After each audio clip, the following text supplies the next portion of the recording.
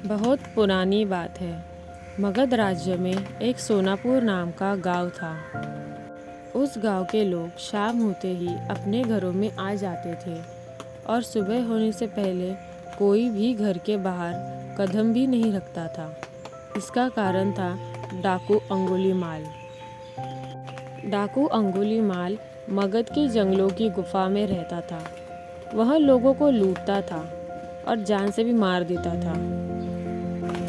लोगों को डराने के लिए वह जिसे भी मारता था उसकी एक उंगली काट लेता और उन उंगलियों की माला बनाकर पहनता। इसीलिए उसका नाम अंगुलीमाल पड़ा। गांव के सभी लोग परेशान थे, कैसे इस डाकू के आतंक से छुटकारा मिले। एक दिन गौतम बुद्ध उस गांव में आए। गांव के लोग उनकी आवभगत करने लगे। गौतम बुद्ध ने देखा कि गांव के लोगों में किसी बात को लेकर दहशत फैली हुई है। तब गौतम बुद्ध ने गांव वालों से इसका कारण पूछा। ये सुनते ही गांव वालों ने अंगुलीमाल की आतंक का पूरा किस्सा उन्हें सुनाया।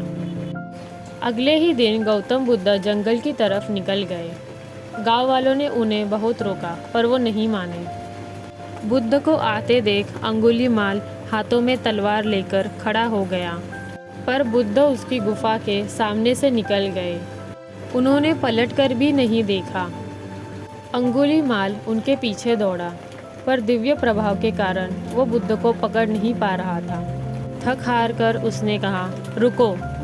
बुद्ध रुक गए और मुस्कुराकर बोले, मैं तो कब का रुक गया, पर तुम कब ये हिंसा रोकोगे। अंगुलीमाल ने कहा, सन्यासी, तुम्हें मुझसे डर नहीं लगता? सारा मगध मुझसे डरता है। तुम्हारे पास जो भी माल है निकाल दो, वरना जान हाथ से दो बैठोगे। मैं इस राज्य का सबसे शक्तिशाली व्यक्ति हूँ। बुद्ध जरा भी नहीं घबराए और बोले, मैं ये कैसे मान लूँ कि तुम ही इस राज्य के सबसे शक्तिशाली इंसान हो। तुम्हें ये साबित करके दिखाना होगा। अंगुलीमाल बोला, बताओ कैसे साबित करना होगा। बुद्ध ने कहा, तुम उस पेड़ से 10 पत्तियां तोड़कर लाओ। अंगुलीमाल ने कहा, बस इतनी सी बात? मैं तो पूरा पेड़ उखाड़ कर ला सकता हूँ। अंगुलीमाल ने 10 पत्तियां तोड़कर ला दी। बुद्ध ने कहा, अब इन पत्तियों को वापस पेड़ पर जाकर लगा दो। अंगुलीमाल ने हैरान होकर कहा, टूटे हुए पत्ते कहीं वापस लगते हैं क्या?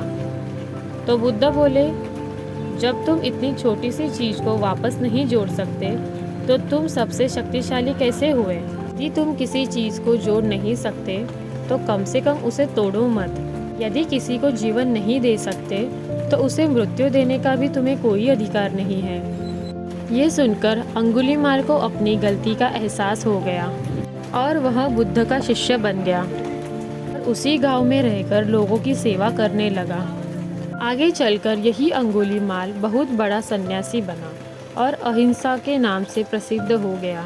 तो दोस्तों, गौतम बुद्ध हमें इस कहानी से यह बताना चाहते हैं कि अगर हम किसी को सुख नहीं दे सकते तो हमें उसे दुख भी नहीं देना चाहिए। अगर हम किसी की मुश्किलें कम नहीं कर सकते तो हमें उसकी मुश्किलें बढ़ानी भी नहीं चाहिए। नमो बुद्धाय।